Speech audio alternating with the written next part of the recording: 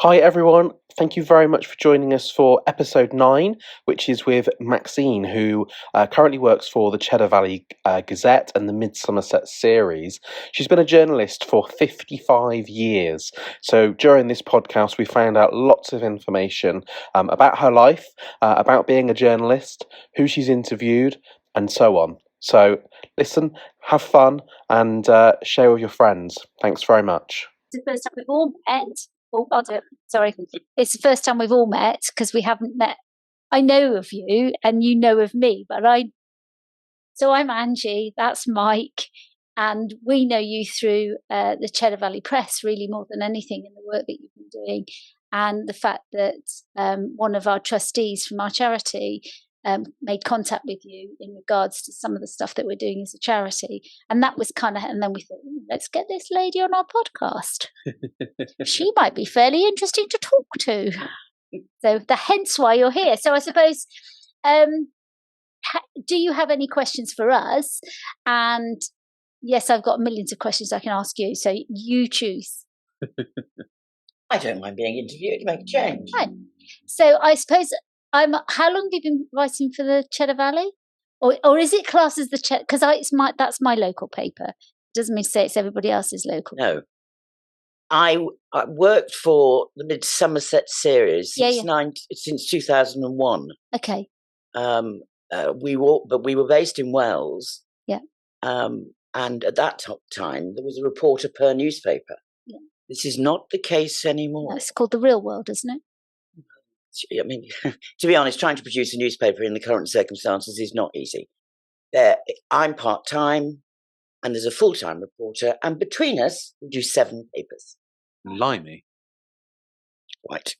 And so, what area does that cover, those papers? Well, the Somerset Series covers Wells, Glastonbury Street, Shepton Mallet, and the Cheddar Valley and surrounding villages. Right. Then we do the Western Gazette, which is based in Yeovil. Yes. We do the Frome Standard, which is based in Frome. We do the Somerset Guardian, which is Midsummer Norton. I don't have anything to do with the Bath Chronicle, but we do the Bath Chronicle as well. Okay. So essentially, all of Somerset. Well, not really, because we don't do Taunton and Bridgewater. Yeah. No, we don't. We don't do. You don't go further down that way. Well, we go into Dorset from the Yeovil paper. Yeah. But we don't do sort of West Somerset or Taunton. Or this would be brilliant for my geography because I get lost in my own back garden. Never mind. No. So, how long have you been a journalist? I started when I was 18, and I'm 73. Wow. Well, I swear again. That is amazing. Yeah. Yes. And is it always been local stuff, or has it been?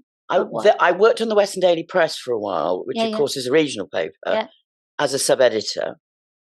I trained to be a sub-editor on a wonderful paper called the Ilford Recorder in the East End of London, which was more like the News of the World than local papers here. Yeah.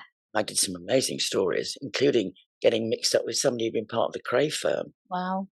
Yeah, proper investigation. My colleague got chased through the lanes of Essex. Really? Yeah. Oh, wow. That sounds really cool. Yeah. Probably the most hilarious incident was we heard that this massage parlour in Wanstead was not actually very legit and was offering extras.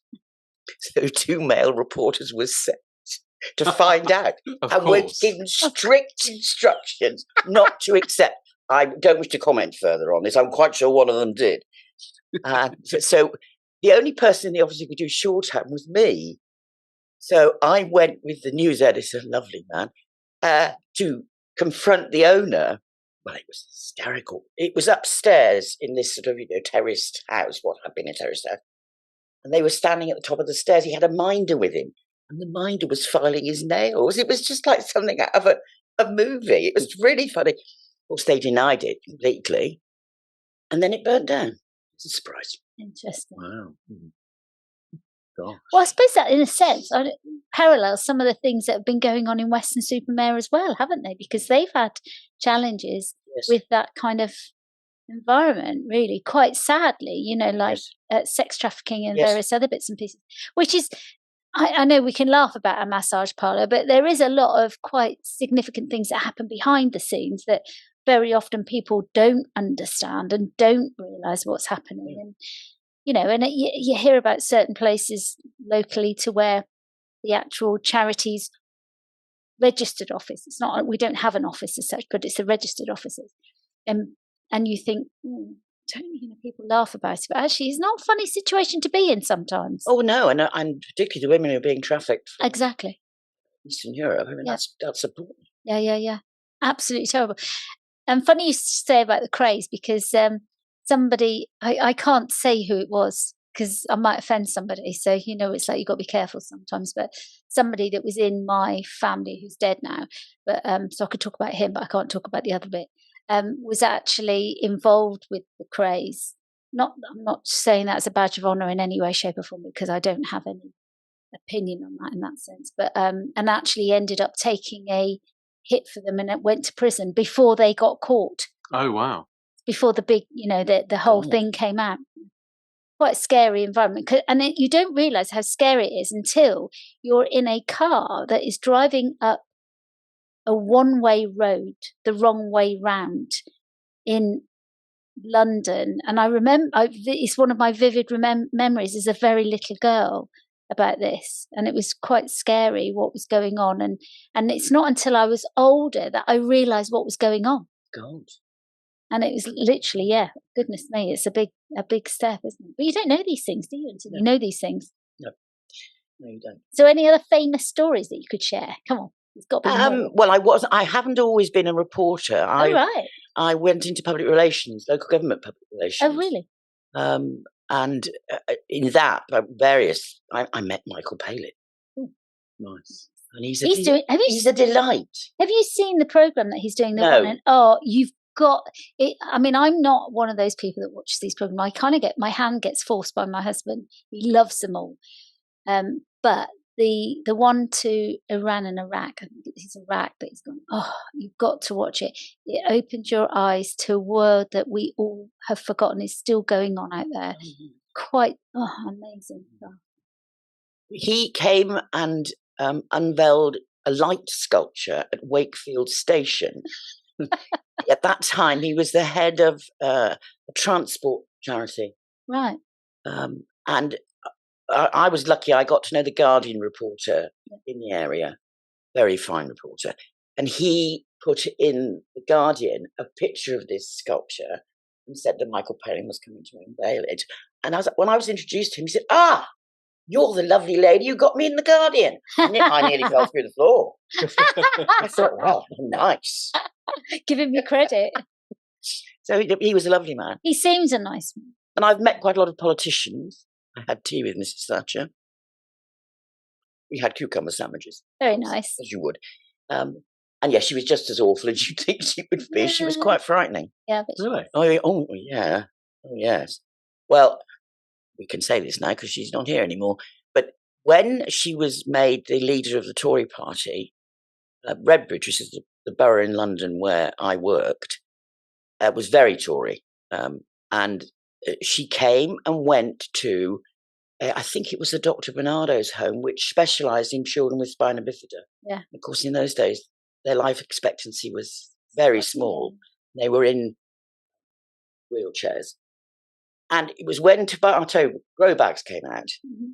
And they got these grow bags on the windowsills, which were at a height that the kids could see out. And they were tending them. She's being taken on something. And she looked round, and Dennis was not behind her. I'm not joking. She screamed, Dennis, come here. And me and these various people from central office was sort of, Lord, she always like that. The bloke who took the minutes for the shadow cabinet said, oh, yeah. She's always like that. And the boss man who'd come from central office said, don't worry, she won't get elected. She did. She certainly did. Certainly did. I suppose in as being a civil servant and working for the certain parts of the civil service, it's that I never realised how much it got. The civil service run the country to a certain degree. It's not necessarily. I don't think they're running it enough at the moment. Well, perhaps not. I concur to a certain degree, but there is that bit where I've been to meetings and it's quite high up in the drugs and alcohol service. That's what I do, my primary job. And you see them huddled in the back. And they're at these conferences that you've been invited to talk about and various other bits and pieces. And you can see they go off and scuttle off and then they come back with another idea. And you go, oh, is it that easy? I don't think it is. Perhaps I've got to keep you in a dark cupboard, perhaps. Met John Prescott more than once. Absolutely delightful. Not Really? at all what you'd expect. Really? I mean, most politicians won't shut up. But he does. We went out for a day with, I was working in the Northeast then in Newcastle. And we went out with the shipbuilders when they still had shipbuilders for the day. And me and the shipbuilders were having a row. I can't remember what it was about. No. And he just sat there. He didn't say a word. I thought, well, I'm damned. Because it's not the way he comes across, is it? A very bumptious sort of man. No. Well, quite a deep thinking man, actually. I really liked it. And I met him more than once and he remembered me. I thought, God, that's the amazing number of people you must meet. Oh, hello, Maxine. How are you? See, I'd remember your name, but I would remember your face, but I'd be dragging out your name from somewhere in the darkest depths of my brain. I've always been like that. Is there part of you that, I mean, it sounds like you've been around. I say that in the very nicest sense of the word. So you were born where? Birmingham. Oh, wow, you have been around. So you're born in Birmingham, moved to London at some point? No, we came to Somerset when I was 12. Oh, right. Which part? We lived in Stone Alton. Oh, right. Okay. And my father got a new job down here. He was the head of the Central Office of Information based in Bristol. Yeah, yeah. Because he'd been a journalist, as was my mother. Oh, so it was a family of journalists. Well, yes. And I think, unfortunately, my niece has got ME quite seriously. She's had it since she was 10. She's now 35. And it does affect her life. She would have been a really good journalist. And in fact, she's done some stuff for BBC Radio 4. So. Yeah, yeah. So Somerset when you were 12. Then I went to train in Taunton on the Somerset County Gazette. Right. Then I went to London. To where in London? I went to work for Cable and Wireless, which was a mistake. I hated it. And after a year, I went to the Ilford Recorder. Okay. And where did you live in London? Which bit? Well, I lived in the East End, Barking, all around there. But when I first went to London, we lived in Gray's Inn Road. Okay. Married, single, kids? No. Always single. I had a partner or two. But no, and no children. Choice? Well, I would not have wished to have had a child on my own. That didn't attract me at all. Right, okay. And I've loved my job. I have really loved my job. And you clearly still love your job. I do. You wouldn't do it otherwise. No. Because you don't get paid a great deal. No. I can't imagine that you do. Don't. I always felt there's always, you feel like being a journalist is a glamorous job, but actually it's not, is it? Well, it can be, I suppose, but it's the thing about it that I think people don't truly understand is that they think when we make mistakes, we're doing it deliberately. And that's just not the case. You try very hard to get the facts right. Yeah. Because it causes such a lot of upset to people if you get it wrong. Particularly if you're doing a story about an obituary, for instance, or people are raising money for a charity, and you do need to be careful to explain that correctly. Yeah. And so it's, and so there are times when I wake up in the night and think, God, I want to have done right. So you do. It's a huge responsibility, though, isn't it? Because you're not reporting on your own life, which you're reporting on other people's lives, and also your perception of life. So if you witness something or you're at an event, it's your perception of that, isn't it? It's not the world's perception of that or everybody at the event. It's just your perception. Except that you have to try to be even-handed. When I was working in Wales, we had community correspondence. And there was this woman was doing it, and she went and reported a parish council meeting. Well, there was no way you could put this in paper. And I rang her up and said, look, this is your opinion. Yes. I said, well, you can't do that. No. Why not? I said, because that's not the job. Yeah. The job is to report fairly what was said at the meeting, not what you think they should have done. Yeah. It's none of your business. Yeah. If you want to be on the parish council, join it. But that's a bit like reporting about Maggie Thatcher and putting your opinion forward, isn't it? It's you can put the facts forward, but it's not your place to put your opinion forward, No. isn't it? It's your place to be as neutral as you possibly can be. Right. Yeah. What's the most memorable sort of piece that you've done or person you've interviewed? Gosh, I did a column for. I did a column first when I was in London, and I did a column on the in the Cheddar Valley and the 3 other papers for years. And I think probably those are the bits that I enjoyed doing very much. But in the end, you start to run out of ideas because it's not so easy to. Because again, you've got to be a bit careful. You can't say, "Oh, county council's a load of rubbish," Yeah. Or whatever. So you have to, because I think they're better if they're quite strongly worded. But you've got to temper it with some caution. Yeah. You don't want to get sued. No, and the other side of that is about being able to offer people things to reflect and think about rather than force your opinion onto somebody. Yeah. Isn't it? And it's really it reminds me of group therapy, because in group therapy, and I know that sounds random, but in group therapy, as you go in as a facilitation, say somebody says, "Oh, I'd really like us to talk about self-esteem," whatever, or and how I've been influenced by self-esteem. Immediately at that point, I could sit there and lecture somebody on self-esteem. Oh, yeah, I'm a really good person. I've got a lot of knowledge on that.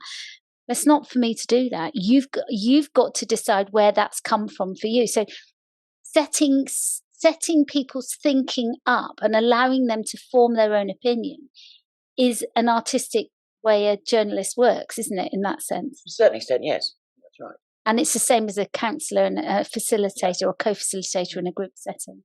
It's about allowing people to freedom of thoughts and to express themselves. Because you might write something and I think silly cow, Absolutely. but I might write something and you might think silly cow. I tell you what, don't write about religion. I have written about religion and had some very stern letters in. Really? Yes. Oh, yes.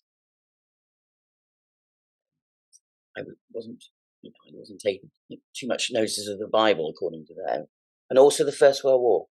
Really? I said I thought it was the worst war there ever was. This man wrote me absolutely stinking it. Wow. I was quite wrong. It was vital that we had it. We needed to fight. I thought, for what? Yeah. I mean, I still can't see the point of it. Yeah. Anyway. But isn't that point about journalism? It's about allowing people to question themselves as well, and to think, well, is this lady right in her opinion? Is she wrong in her opinion? And pardon me. And does she have the right to express her opinion? Well, yeah, she has the right to express her opinion. We all have the right to express our opinion. You don't have to bloody well agree with me. No, that's quite right. Mind you, there was a piece when the Queen died in the Telegraph of all places. No, go on. Slagging off Harry and Meghan, really slagging them off. And I thought, this is not very appropriate in the week when she's, it's her funeral, is it? But they've done a lot of that. There's been a lot of journalists have said some very unkind things about them. And we only hear part of a story, don't we? And I know they had that not very nice interview that went down and it didn't look very good. But, let's face it, things get cut out of interviews. They can get, bearing in mind, we cut nothing out of our interviews. Our podcasts are completely pure. Even when we cough, one of us goes to the toilet, whatever you like. It is all pure. This is it. But I think, things are created. They can create things. And I think sometimes people get the wrong perception of people. They don't know the truth. People think of me as a bit of a dragon, but, I'm not. But I'm not. And those that really know me know I'm not a dragon. But those who absolutely do not know me don't have a clue. That will make a judgment because I say it as it is. Yes, well, that's exactly that. I think, and I'm sorry, I'm not getting at you. I think men find women who've got very firm opinions quite difficult. Yeah. I think it's got better, but certainly when I was first training. See, I don't mean this disrespectfully, but I think that's a generation thing because I don't think that say, Mike's generation, or indeed most, I've got a son who's 42, my eldest son's 42, and I don't think that they think like that. I think that's the generation before that have that. A lot of people have. I think some men in industry can feel a little bit like that, but I think we've gone way beyond how it used to be. I thought you were right.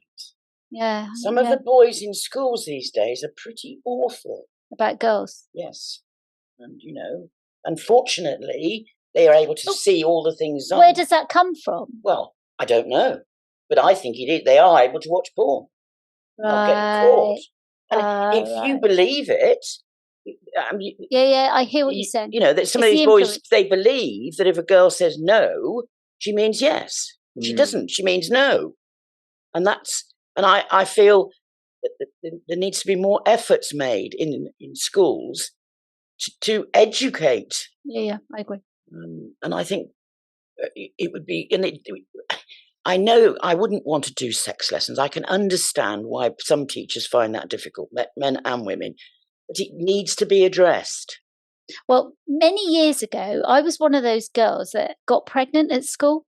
Yeah. Yeah, I was 16. I was 16, and I was pregnant with my first child, James. And on reflection, it was a bloody stupid thing to happen. Blah blah blah blah. I could think of all reasons not to have had a child at that age, but I did, and I can't change history. But when I moved back to London. I was living in London, and I came back. I came to live in Somerset. Got pregnant, left, went back to live in London, and when I came back to Kings of Wessex, I did a lot of voluntary work at Kings of Wessex, and they asked me if I'd go in and talk to young people about early pregnancy and the impact that has on your life. Because I had 2 children by the time I was 19. I was divorced by the time I was 21. Goodness me! Yeah. And that's not something I'm not proud of that. But it must have been a very difficult. It was a very difficult time, and when you're 15, 16, 17 and falling in love with somebody, you don't think like that. You don't think of that long-term impact that it has on your life. And, and I've come out all right in the end. But at that time, so I used to go into the schools and talk about it. And you could see the discomfort that a lot of the schools, teachers, assistants, whatever, had around talking about it. Well, I had, by that time, I'd changed a significant amount in my life. I had no shame about it. I'd done. But actually, it's not a good idea. And I think we, as a charity, we go into schools and talk about drugs and alcohol and mental health and various other bits and pieces. And I think sometimes it is that barrier between what you're teaching, what people are saying to your kids, and what you say to your children at home. So if I went and had a conversation, say, with somebody that you knew, a young person that you knew, and I was talking to them about on a one-to-one, or if we were having dinner or whatever, it's almost that socially acceptable. But if you go out to school and talk to them about it, then somebody at home, some parents at home have something to say about it. And I think sometimes these professional people who work very blooming hard to try and get it right struggle. But I think also they put too much of their own opinion on it. Instead of giving young people the opportunity to, hear both sides, as it were, or hear the options or opportunities or downfalls, pitfalls, whatever you want to call it. I think they put their opinion on those young people far too often. I certainly remember being at school, and in a previous podcast we were talking about going to university, and the pressure from certain teachers at school to go to university was massive. And it was because that was their opinion. Yeah. They didn't give you the choice or the opportunity to discuss alternatives. It was, you go to sixth form and then you go to university. Yes, I absolutely agree with you about that, because I did not want to go to university. It was a very good job I did, and I had been an extremely naughty girl at school. And I would have been leading student rebellions, because this was when the student rebellions were rife. Instead of which, I went to work. I was 18, and one of my bosses had been the head of a tank corps in the desert during the war. You didn't argue with him. Yeah. And that's it, though, isn't it? And you've remembered that person. Oh, yes. And whether his values and beliefs were correct, it doesn't matter. The fact is, he made an impact on your life in a positive way. you listened and you did as you were asked, and that was it. And is that the right thing or the wrong? I don't know. Well, certainly for me, when we moved to Somerset, I went to Western Girls Grammar School, which was a dreadful establishment. And I became, you weren't allowed to ask questions. Yeah. I was told by a teacher, don't you ask me a question. I nearly turned around to her and said, well, what are you supposed to do then? Yeah. Isn't that your job? Anyway. Yeah, true. Just about got 4 O-levels, and I moved to Sexes. And it was still a grammar school. Yeah. And it was great because, of course, it was a mixed school and we had men teachers. Yeah. And instead of having all these wittering women, lots of wittering women, it's a good job the school was shut. But so coming back to schools, do schools have, because you have that opinion, don't you? You have the parents' opinion when you're trying to educate children, and you have the school's opinion, and then you have the government's opinion, and then you have the governor's opinion, and then you have the student cohort opinion, and then, oh my gosh, I mean, whereas when I was at school, nobody had a bloody opinion other than the head. Well, of course, I come from an outspoken family, mind. My father was, when I was at Western Supermarket Girls Grammar School, the head teacher wrote in my report that I was disgraceful. Turned up, stormed into her office and said, do you know what the word disgraceful means? I suggest you look it up in the dictionary.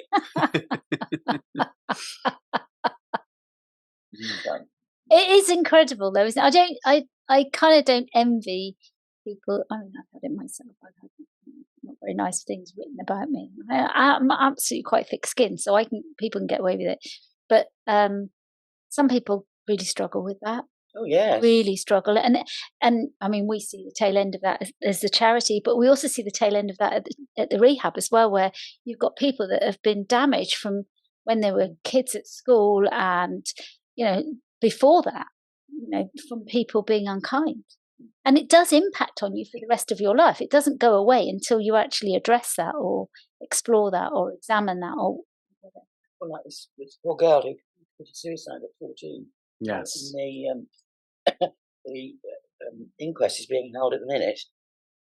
And, I mean, it is appalling what stuff she had access to. Really? I don't know which one you're talking about. I think she died in 2017. It's a while ago, isn't it? And they've only... Well, I think it's only... Oh, yes, it was a long time ago, but they've only had the inquest recently. That's right, yes. I think the inquest is still ongoing, isn't it? Or is it just... I think it is still ongoing. Is it Instagram?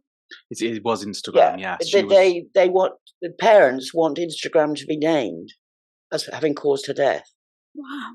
Yeah. Because she had access to stuff that no 14-year-old child should have had access to, particularly if she was unstable, which she clearly was. Did you watch that thing last night on the TV, the Panorama programme? No, I didn't. Oh, I'm glad you didn't. I saw bits of it on the news, and I thought the way that girl with autism was treated was absolutely and utterly disgraceful. But the thing is, and this is the thing that got me, was that you watch that, I was appalled by any human treating another human being like that, whether they're in a mental health hospital, whether they're in a prison, whether they're in your home or whatever. But it bloody well happens. And very often we walk around like this, or we want to fit in because some of us don't have enough confidence to say anything, etc., etc., etc. And I can only speak of my own experience. I was abused as a child, and I've got no shame about having been abused as a child because it's not my shame. I didn't do anything wrong, But I didn't know that wasn't normal until I went into treatment in my 20s. I thought that was normal behaviour.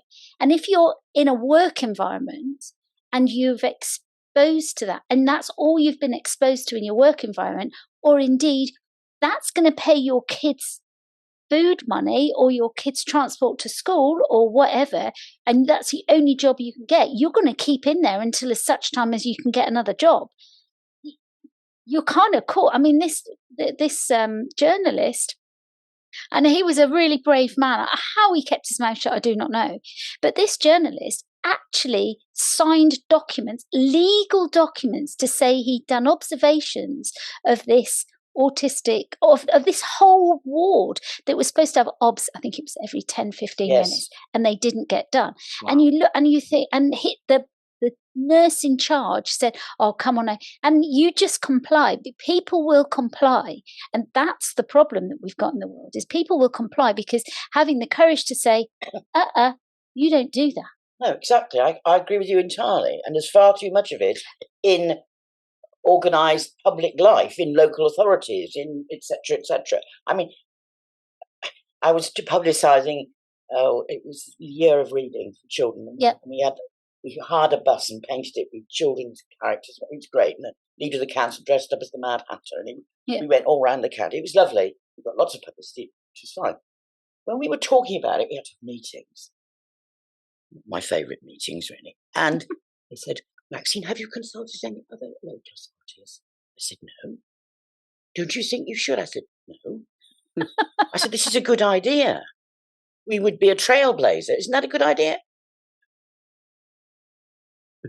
But that's it, isn't it? They won't fail. They're not allowed to fail. No, exactly. And that's stupid. But you don't do good things if you're not prepared to fail. But our children aren't allowed to fail either. Well, because how does that reflect? If your child fails, how does that reflect on you as an individual? If your company fails, how does that reflect on you? Does that mean you're a failure, or does that mean, actually, I've learned from this, I'm going to move on? And you failed in business, haven't you? There's been times when you've struggled in some parts of your business. Yeah, and I think many people go through that when they're starting businesses, is they hit points where they struggle and they come up with problems and need to find solutions. So, yeah, for sure. But you learn from it. You don't just dwell on it, sit back and go, we'll forget that, we'll give up with that. Yeah, you don't become a hermit and live in an island on your own. It's about that knowledge. It gives you knowledge, doesn't it, to move on and develop into something else. But, coming back to that Instagram and all of that kind of stuff and social media and all of that stuff, well, I know for a fact that my children's children, my grandchildren, have locks on their phones and their iPads and this and that, and they cannot see what's on Instagram. Well, you see, but this, again, I think that parents do have to take some responsibility for this, because it's too easy for children to get involved in a world which is dangerous for them in whichever way it might be. And you need to know what they're doing. But also, it's a bit like if my daughter or son or whatever circumstances were that they were in a mental health place, I'd go and visit them every week. There wouldn't be a week goes by that I haven't gone to see. So I would know that my daughter is in exclusion and has been in exclusion for nearly 2 years. And I would know that they won't let her have a blanket to put on her bed at night time. And I would know that she's not being fed properly. And I would know that they're forcing an injection in her backside. I'd know that. And I feel as a parent, I have a responsibility. It doesn't matter how old my children are, whether they're 10, 15 or 30 or 40, I would still be doing that. Yes. And that's the bit, isn't it? Where we relinquished our responsibility, but yet want to look at blame. So, for example, if you write something that's not appropriate or that is not verbatim from the Bible, that you're a baddie, the better word. Does that make sense? Yes, it does. I did a series many years ago about the state of big mental hospitals. Yeah. And I started to get rung up by members of the public who were threatening to commit suicide. Wow. And I thought, what am I do? Yeah. So I used to ring up the Director of Social Services and say, look, somebody must speak to this person. Yeah. So that's all you could do. Well, we're in the same position as a charity, because we get people that come to us and say, I want to kill myself, or I've thought of killing myself, or whatever. And so we have quite a strict safeguarding procedure, obviously, in place. But, when you're calling the person that's referred that person and say, you need to put a safeguarding in place, this is your client, your patient, your whatever you want to call them, you've referred them to us, you need to do something about this now. It's way beyond our remit. We don't do that. We're not a locked unit. We're not a doctor. We can't provide any medication. And they go, no, it's not a problem. You'll have to report to safeguarding. And it's like, you're not a teenager. Get over yourself. You're a GP, or you're a mental health worker, or you're an organisation. You're bigger than we are. There's a lot of, passing the buck. Yes, Yes. yes. That organisation's Yeah. problem. Yes. Or Yeah. they signpost them to a Yes. different organisation, and it, that. I think where it comes down to, and I think about this on a regular basis, is who is it that is going to take responsibility and actually take some action? Because all that seems to happen is it's their problem, or it's their fault, or whatever. And I just wish that some of these organisations would take responsibility and deal with it. It's very difficult, isn't it? I mean, I worked for Northamptonshire County Council. She's been around even more. Yeah. And the social service, the bloke who ran social service, he was a great bloke. He'd be interviewed by anybody. He was really good. But trying to get the schools, the social workers, the police, etc., to cooperate was very, very difficult. And it keeps going wrong. And we see these awful cases where children have been dreadfully injured. And it's horrible because they didn't pick up, or they didn't pass on the information that they had to say, this child was clearly being beaten at home, or whatever. Yeah. But that's the same with, say, what I was watching last night, and then a lot of the country were watching last night, was that that was the reality, is that this was an adult. This adult, to go into that hospital under that care, as what we would call a care manager. That care manager should be going in at least a weekly or fortnightly basis to find out what's going on for that person, to find out that their care plan is being managed properly. Do you think that when you've got autism, a sort of semi-locked mental health institute is the place you ought to be? Because I do not. But I think it's not. This is not a nervous breakdown. It's not. It's a life fix. Exactly. One of my friends in Burnham, her daughter has got quite severe autism. Yeah. And it is difficult to deal with. Of course. But she's in mainstream school, and she, as long as she teachers understand how she sees the world, it works okay. I thought, when I saw the news, I thought, this girl shouldn't be there. This isn't right. No. And I agree with you. I mean, it's like when you were saying about, when they closed, particularly around here, because I worked for the mental health services for quite a few years, and they brought in integration. So we had the police, the housing, the social cares, the doctors, the nurses.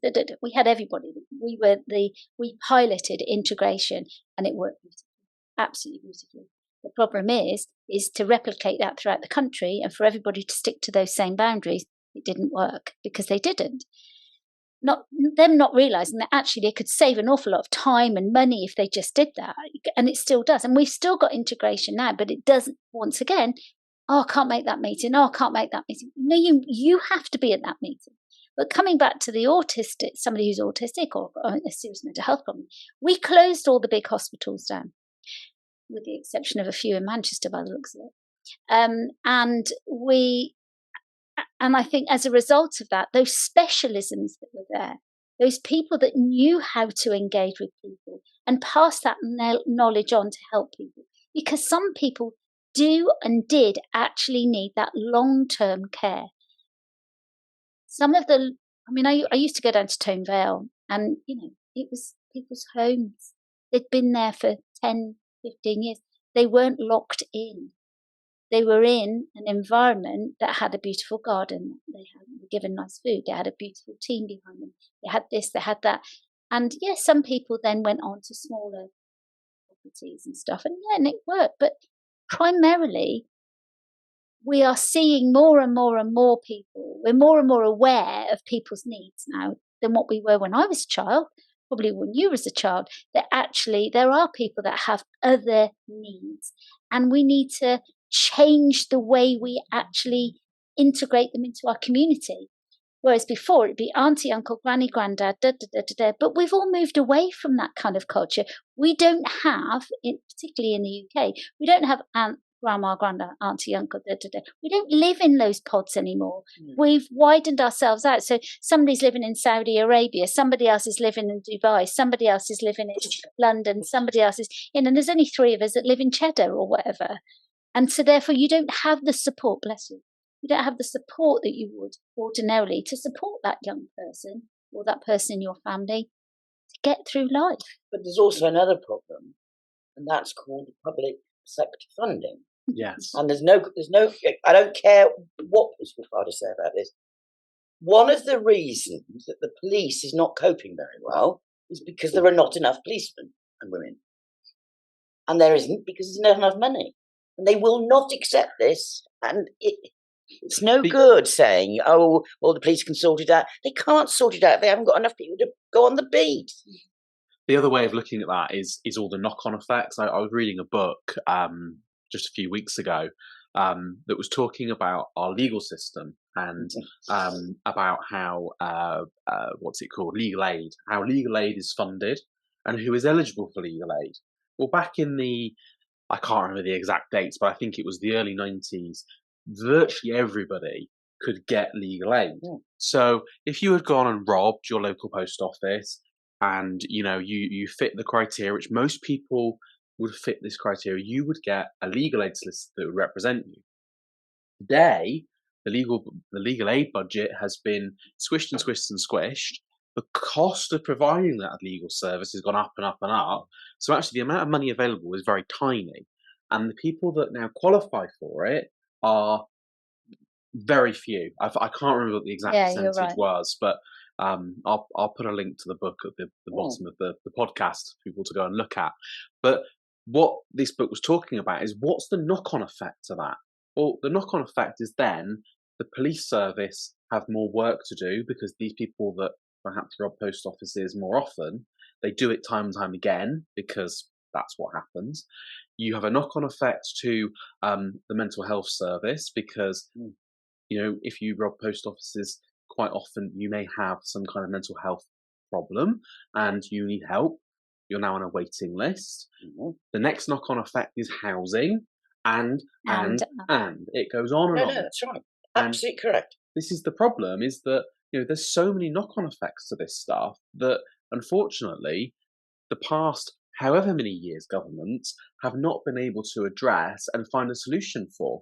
Because what the British public want is to know that we're not spending that much on legal aid. And why do we not spend that much on legal aid? Because you have people that write things in papers, not necessarily yourself, but they write things in papers saying that, there was a really good example of a terrorist, I think it was, who was able to stay in the country and not get removed from the country because they had a cat. And it cost something like £30 million in legal aid that the British taxpayers paid for. Was this in the Daily Mail? Maybe it may well have been. It sounds to me like the Daily Mail. The reality is that story was absolutely false. Yes. They didn't get legal aid and they didn't stay in the country because of a cat.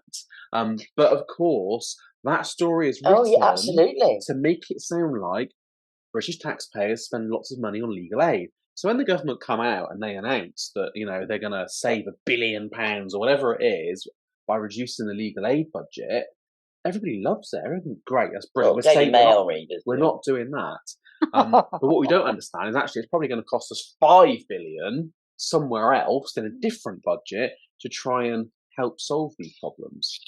I hear that, but they're cultural. These are cultural problems, aren't they? So it's like A&E. Yeah. I mean, when are people going to work out that if you've stubbed your toe, all right, you don't go to A&E. You leave it 3 days. You take paracetamol. You put ice on it, unless it's absolutely deformed and whatever. Get over it. Yeah. Do you know what I'm saying? Take a paracetamol. Take an ibuprofen. Take whatever you can take. Whatever it is that you are capable of taking.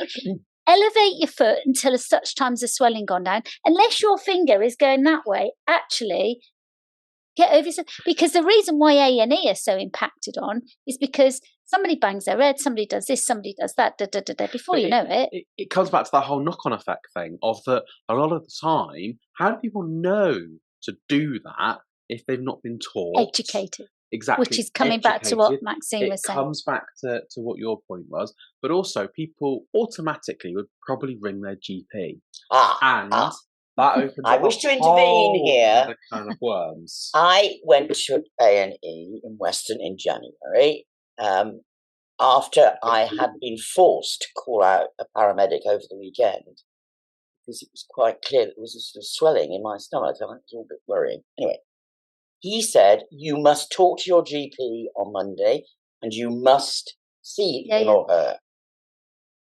I rang the surgery and the woman who answered the telephone, she went away, she came out. I've talked to our triage team. I thought, got a triage team? This is absolute rubbish. And you'll go to A&E. You're not to come here. We won't see you. When I got to the hospital, you think I was furious. 5 hours later. Oh, 8 hours later. 8 hours later. I went to the. To be fair, this was during COVID, so it was not easy. They were having an awful time. Yeah. And there was a senior nurse, and there was a girl sitting with us because they turned parts of Western Hospital into temporary wards to cope with the overflow from A&E. And there was this girl there, and she'd got a massive infection in her kidneys. And they were full of pus. I mean, she was in a state and a half. And she just learned that she was pregnant. So the treatment was a real problem. Well, she broke down completely. Oh. She was in so much pain. So I went to get somebody. And this nurse came and took her off and came back to collect her stuff. And she said, I hope you all realise that this is the fault of the bloody GPs. They won't deal with cases. They're sending them to us. We can't cope. And she was not, I mean, she was a sister level. This was not. But you see, I experienced something very different through COVID with my GP and the GP surgery that I go to. And they were fantastic. I couldn't fault them in any way, shape or form. Absolutely couldn't fault them. I mean, I've got a long-term condition that is not pleasant at all. And, I had to go, I go for bloods every 6 weeks and it's not comfortable and et cetera, and they've been nothing but, and if I pick up the phone and say, look, I could probably count on one hand over the last 5 years that I've actually thought, bloody buggers. Do you know what I mean? Stop it. That's not kind. But I've then gone elsewhere and dealt with it in a different way. But some people, don't have the capacity to do that. And some people are so unwell that they can't do that. Yeah. I've got a life-changing illness. I haven't got not a life-threatening illness, if you see what I'm saying. And it's really difficult. But, it's difficult for everybody. But, I'm aware that, I deal with other doctors in my other life, in my career, and it's difficult, and I want to go in there and help them organize themselves because they do, they won't. No, I run a very tight ship. I'm very good at my job. I'm very good at organizing things. I'm very good at seeing where the problems are. I'm very good at sitting back and being solution focused, etc., etc. But everybody has to be on board with those changes, and I'm not sure that all teams are in GPs, that police, A&Es, hospitals. I think this is cultural as well. Yes, I agree. So we now live in a world where you can go to a website, you can order something, and it arrives tomorrow. Sometimes in half an hour. On the same day, yeah. Sometimes it's the same day. You can order something from China, and it can arrive in 3 days. Yeah. And I think not only are GPs struggling, and they are signposting to hospitals, but I think also everybody demands now. And it's very easy to go and sit in an A&E waiting room now, 24 hours a day, 365 days a year, whereas GP practices typically are open between, I don't know, is it 8 and 5, 8 and 6, something like that. Yeah. And of course, I don't know about your practices, but my local practice, you have to ring, you don't ring anymore, you're not allowed to do that. You have to go onto their website at 8 a.m., hope that you can get on their website and hope that you can effectively book in to see a GP that day. Well, we don't live in a 9 to 5 star world anymore. We're a 24/7 world. You have people that work, and you have done for a long time, people that work night shifts, people that work funny hours. So, if you're a lorry driver that starts work at 11 p.m. at night and finishes at 11 a.m. the next day, you've got no chance of ever seeing your GP. So what are you going to do if you're not well? You are going to go to A&E because that's your only option. And of course, the other problem is that actually there are not enough doctors. No. And they are obviously finding it very stressful. So they've all wanted to go part-time. And because, let's be honest, they have a good salary, so they are able to go part-time. I mean, I have tried to see a doctor in the last year more than once, and I've failed every single time. And I've seen nurses, and some of them are very good, but they haven't got the expertise. And And I'm going to say this, and there's two sides to this before I say it, because there's some people that can afford to go private and can see a private GP, and there's people that can't. And was the NHS? I know the NHS was set up many, many years ago for the country, and before that, everybody had to pay. Is there a point where people have to accept that they perhaps need to pay to go and see a GP? Those that can and those that can't have to take the pressure off the NHS, because the only way you're going to do that is by instigating that. If you see what I'm saying. Then you've got to do means testing. No, I'm not saying this country no. doesn't like means testing. I'm not saying that we means test people, but I think How are you going to decide that? No, I think individually you should decide if you can afford to go and see morally. You mean morally? Morally, yes. Morally, could you afford to go and see a private GP? Well, morally, I think lots of people could. But then you come into that whole discussion around, well, I pay tax, pay my national insurance, so you're entitled to see a GP for free. But yeah, I agree that there is a whole moral conversation that, we're going to have to talk about these things because we can't carry on, can we? No, it's quite obvious that it's become untenable. It certainly has, and I'm afraid. Yeah, it's interestingly, my doctor's practice is owned by the Americans, and I believe this is part of the problem because I think that their attitude to healthcare is not ours. They don't really understand the fact it's got to be free at the point of delivery and all this business. Yeah. And I think they're getting away with blue murder. I don't think they're employing enough doctors. But that comes back to, which is what came up last night on that programme, is so my establishment in Burnham has got a good rating. Okay. And we've fought tooth and nail about that good rating because, in my opinion, the team deserve a higher rating. They deserve an outstanding. And I literally took it to the top of CQC because it's done on how CQC, that's the governing body for anybody who doesn't know. CQC is when you get inspected, it is your opinion.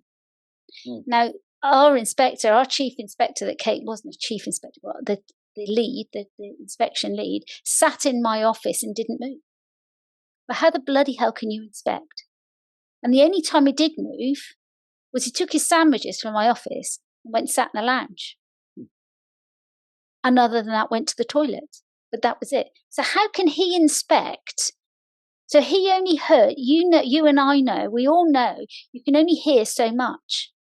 So how did you only know what you know, and you only know what you hear, don't you? Yeah. And okay, well, you might have two other inspectors feeding back to you, but you'll only hear what you want to hear, if you see what I'm saying.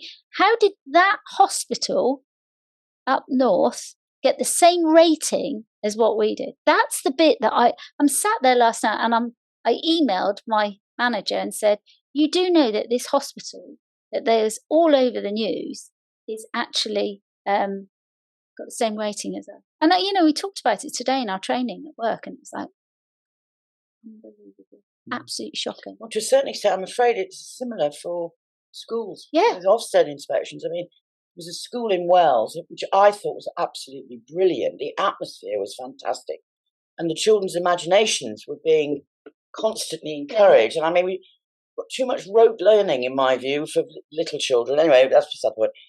And they failed. They were put into special measures. Well, the head teacher, who was a really lovely, dedicated man, well, he lost. Broken. It was Well, I couldn't believe it. And I knew parents who sent their children there and they thought it was a great school as well. And that doesn't seem right to me.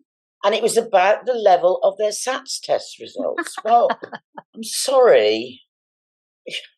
I'm sorry. You need to give children the ability to live a life. And to do that, they need to have imagination. They need to have resources. You don't get internal resources through doing exams. But isn't that also that bit that you, in a sense, what you were implying before about that, we have to be able to form an opinion. It doesn't mean that you're right. No. It doesn't mean that I'm wrong. It doesn't mean that I'm right and you're, it's none of that. But also, we have to take a level of responsibility. And if we don't take a level of responsibility as a child, we ain't going to take a level of responsibility as an adult. And so therefore, people make complaints. And it's like, as a country, it's like it's the government's fault. It's the doctor's fault. It's the hospital's fault. It's the police's fault. It's this person's fault. And it's everybody's bloody fault, except look at your damn self. Absolutely. No, I do agree with you about that. Absolutely. You do have to. It's wrong not to, isn't it? Completely wrong not to. I'm just aware of time, and we normally only go an hour, but we've gone a bit longer. We'll probably have to end it there, but we'd love to have you back. Oh, I would love to have you back. You can ask me again. We'll Great, get you back definitely. again. Thank you so much for coming. Thank you.